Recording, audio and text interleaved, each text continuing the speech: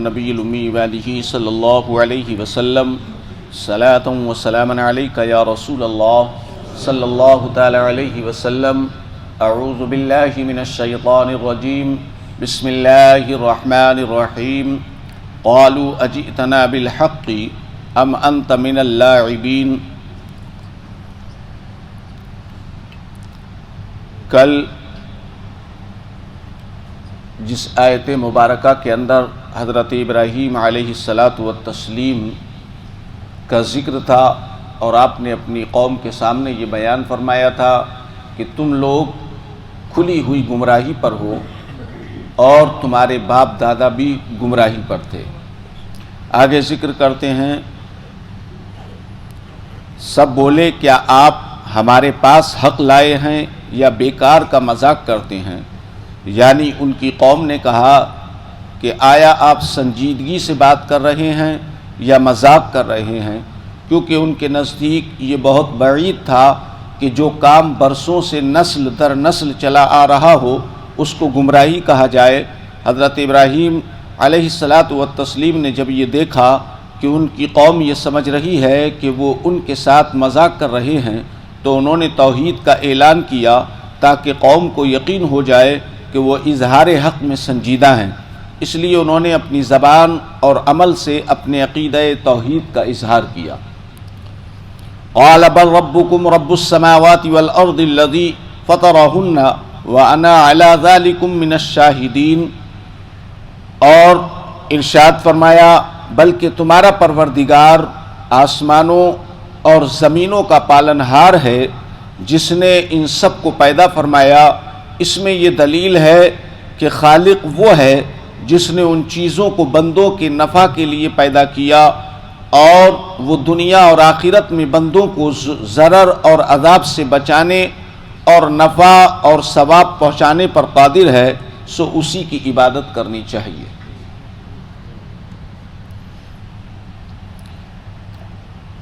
کہ اللہ تعالیٰ ہی میرا اور تمہارا پروردگار ہے.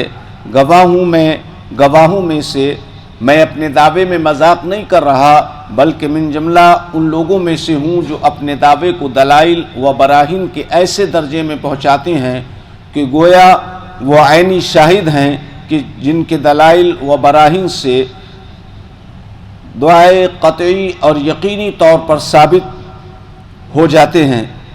یہاں پر یہ بیان کیا گیا کہ حضرت ابراہیم علیہ الصلاۃ والتسلیم نے جب وحدانیت کا دعویٰ کیا، لوگوں کو سبق دیا کہ اے لوگوں، یہ جو تم نسل در نسل سے برسوں سے بت پوجتے آ رہے ہو یہ کھلی ہوئی گمراہی ہے.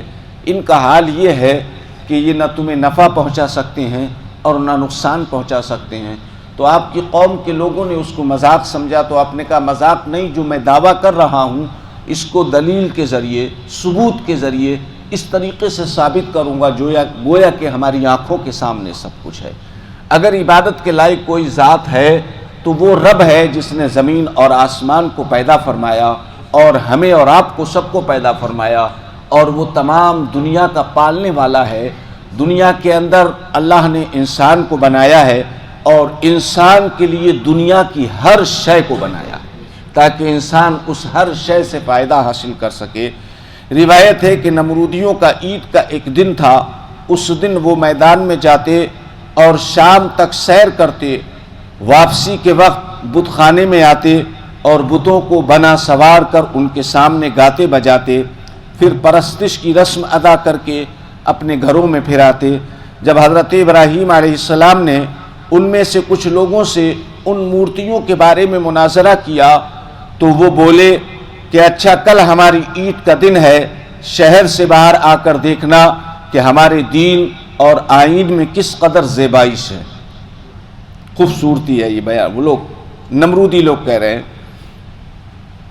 حضرت ابراہیم نے ہاں یا نہ کچھ نہیں جواب دیا. دوسرے دن جب وہ صحرا کو جانے لگے تو ابراہیم علیہ السلام کو بھی اپنے ساتھ لے جانا چاہا تو آپ نے اپنی طبیعت کے اضمحال ظاہر فرمایا اور فرمایا انی سقیم، یعنی میں تمہاری حرکتوں سے مزمحل اور رنجیدہ ہوں. ان لوگوں نے یہ سمجھا کہ آپ بیمار ہیں، چنانچہ وہ لوگ چھوڑ کر چلے گئے. حضرت ابراہیم نے ان سے پوشیدہ یہ بات فرمائی. یہ نمرودیوں کا ایک دن ہوا کرتا تھا عید کا، جس دن وہ آبادی سے باہر نکل کر ویرانے میں چلے جاتے، وہاں پر اپنے ناچنا گانا دن بھر ان کا رہتا. شام کو واپس آتے، اپنے بتوں کو سجاتے سنوارتے، پھر ان کے آگے ناچتے گاتے، پھر ان کی پوجا کرتے اور اس کے بعد اپنے گھر جاتے. تو جس دن ان کا عید کا دن تھا، اس دن جب سب لوگ چلے گئے تو حضرت ابراہیم نے ایک تیشہ اٹھایا اور بت خانے میں پہنچ گئے. تمام چھوٹے چھوٹے بتوں کو توڑ ڈالا، کسی کا ہاتھ توڑا، کسی کا سر توڑا، کسی کا کچھ. بہرحال سب کو توڑنے کے بعد جو سب سے بڑا بت تھا اس کے کاندھے پر وہ تیشہ رکھ کر گھر چلے آئے. جب شام کو وہ لوگ واپس آئے اور انہوں نے دیکھا کہ سارے بت ٹوٹے پڑے ہیں، تو دیکھا کہ یہ کیا معاملہ ہے.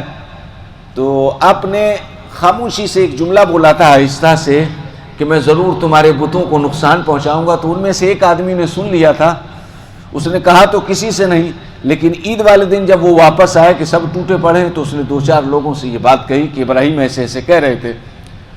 تو جب یہ بات عام ہوئی تو انہیں لوگوں نے بلایا اور پوچھا نمرود بادشاہ نے کہ تم ہمارے بتوں کے ساتھ تم نے یہ حال کیا ہے. تو آپ نے فرمایا کہ یہ سب سے بڑا جو ہے جس کے کاندھے پر رکھا ہوا ہے، اس سے پوچھو کس نے کیا ہے. بھائی تم اسے خدا مانتے ہو، ان کی پرستش کرتے ہو، اور تیشہ بھی سب سے بڑے والے کے کاندھے پہ رکھا ہوا ہے، غصے میں آ کے اسی نے سب کو مارا ہوگا، اسی سے پوچھو کس نے کیا ہے. تو تمام لوگ بولے ابراہیم آپ تو جانتے ہو کہ یہ نہ ہل سکتے ہیں، نہ ڈل سکتے ہیں، نہ بات کر سکتے ہیں، نہ کسی کو نقصان پہنچا سکتے ہیں، نہ فائدہ پہنچا سکتے ہیں. تب آپ نے فرمایا جب یہ نقصان نہیں پہنچا سکتے، فائدہ نہیں پہنچا سکتے، ہل ڈل نہیں سکتے، یہ اپنی حفاظت اپنے آپ نہیں کر سکتے، تو پھر تم انہیں خدا کیسے مانے ہو، کیسے پوجا کرتے ہو. یہ پورا واقعہ ہے. اس کے بعد کا واقعہ انشاءاللہ اس میں آئے گا، میں بیان کروں گا. وَتَاللَّهِ لَأَكِيدَنَّ أَصْنَامَكُمْ بَعْدَ أَن تُوَلُّوا مُدْبِرِينَ. اور فرمایا کہ اللہ تعالیٰ کی قسم ضرور میں بگاڑوں گا تمہارے بتوں کو بعد اس کے کہ تم واپس جاؤ پشت دکھا کر. یعنی جب بتوں کو چھوڑ کر اپنی سیرگاہ میں جاؤ گے. ان لوگوں میں سے ایک نے یہ بات سن لی اور کسی سے نہیں کہی، مگر جب وہ لوگ چلے گئے تو حضرت ابراہیم نے ایک تیشہ اٹھایا اور بت خانے میں گھس گئے. تو یہ معاملات تھے. اللہ نے ہر دور میں اور ہر علاقے میں ویسے ہی نبی بھیجا جیسا کہ اس علاقے کے لوگوں کو ضرورت تھی، اور اسی حساب سے اللہ تبارک و تعالیٰ نے اپنے ان نبیوں کو معجزے عطا کیے جیسا کہ ضرورت تھی. اب یہاں دیکھ لیجئے نبوت کا دروازہ بند ہوا.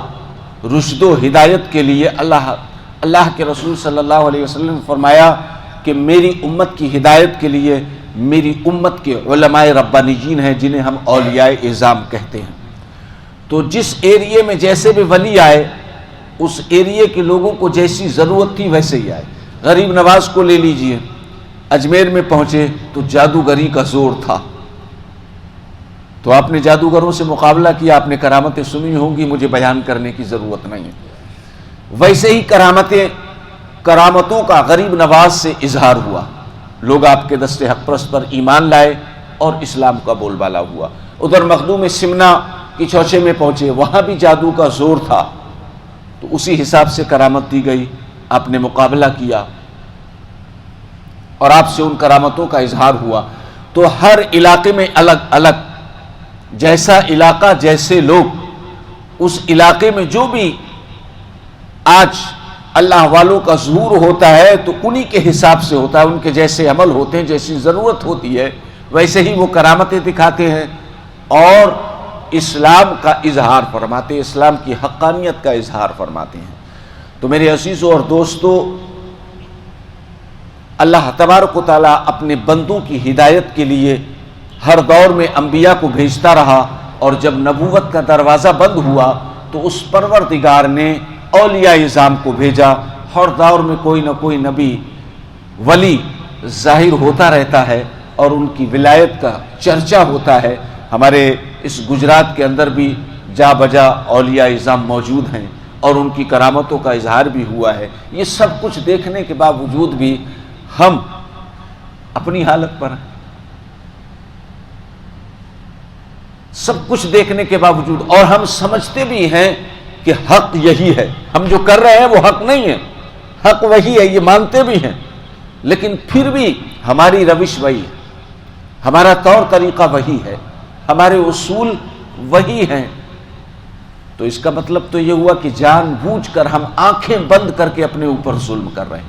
اور آنکھیں بند کر کے کوئی اپنے اوپر ظلم کرتا ہے، حق کو دیکھ بھی لیتا ہے، سمجھ بھی لیتا ہے، اس کے باوجود اس پر عمل نہیں کرتا، تو پھر وہ ظالم ہے، اور سب سے بڑا ظالم ہے. ابو جہل جانتا تھا کہ جو نبی ہوتا ہے وہ غیب کی بات بتاتا ہے، اس کا یہ یقین تھا، ایمان تھا کہ جو نبی ہوگا وہ غیب کی بات بتائے گا. آج اور بات ہے کہ کچھ لوگ یہ کہتے ہیں کہ نبی کو غیب نہیں. اس دور کے کافروں کو، اور ان کافروں میں جو سب سے بڑا کافر ابو جہل تھا، اسے بھی یقین تھا کہ اللہ کے نبیوں کو غیب ہوتا ہے، اسی لیے تو مٹھی میں کنکری لے کر کے گیا تھا، کہا اگر تم بتا دو میری مٹھی میں کیا ہے تو میں ایمان لے آؤں گا. میری مٹھی میں کیا ہے اگر تم بتا دو تو میں ایمان لے آؤں گا. تو اللہ کے رسول نے فرمایا میں بتاؤں یا جو تیری مٹھی میں ہے وہ بتائے میں کیا ہوں؟ کہا اگر میری مٹھی میں بتا دے جو چیز ہے کہ آپ کیا ہو تو اس سے اچھی اور کیا بات ہے. جانتا تھا کہ پتھر نہیں بولتے. کہا ٹھیک ہے کان کے پاس لے کے جا. لے کے گیا تو کلمے کی آواز آ رہی تھی، پھینک دیا چلا گیا. تو گویا اس نے حق کو سمجھ لیا، دیکھ لیا کہ یہ واقعی نبی ہیں، اس کے باوجود جھٹلا کے چلا گیا. تو وہی حال آج ہمارا ہے کہ ہم علماء کرام سے سنتے ہیں، اولیاء اعظام نے کرامت کے ذریعے دکھایا بھی، سب کچھ ہوا، مگر اپنی وہی روش ہے، چال بے ڈھنگی. نماز نہیں پڑھنی ہے تو نہیں پڑھنی ہے، روزے نہیں رکھنے ہیں تو نہیں رکھنے ہیں، زکوٰۃ نہیں دینی ہے تو نہیں دینی ہے، غریبوں کی مدد نہیں کرنی ہے تو نہیں کرنی. سب جانتے ہیں کہ اس چیز میں فائدہ ہے، اس کے باوجود نہیں کرتے. اللہ تبارک و تعالی ہمیں اور آپ کو سب کو نیک عمل کی توفیق عطا فرمائے. خالق کائنات اسلام پر صحیح معنوں میں ہم سب کو گامزن ہونے کی توفیق عطا فرمائے، اسلام پر صحیح طریقے سے عمل کرنے کی توفیق عطا فرمائے. رب کردگار اپنے محبوب کے صدقہ و طفیل میں ہمیں پکا سچا صحیح مسلم بنا دے، اور صحیح طریقے سے اسلام کی رسی کو مضبوطی سے پکڑنے کی توفیق عطا فرما دے. تجھے فضل کرتے نہیں لگتی بار، نہ ہوں مایوس تیری رحمت سے امیدوار. وصلی اللہ تعالی علی خیر خلقہ ونور عرشہ محمد وآلہ واصحابہ اجمعین برحمتک یا ارحم الراحمین.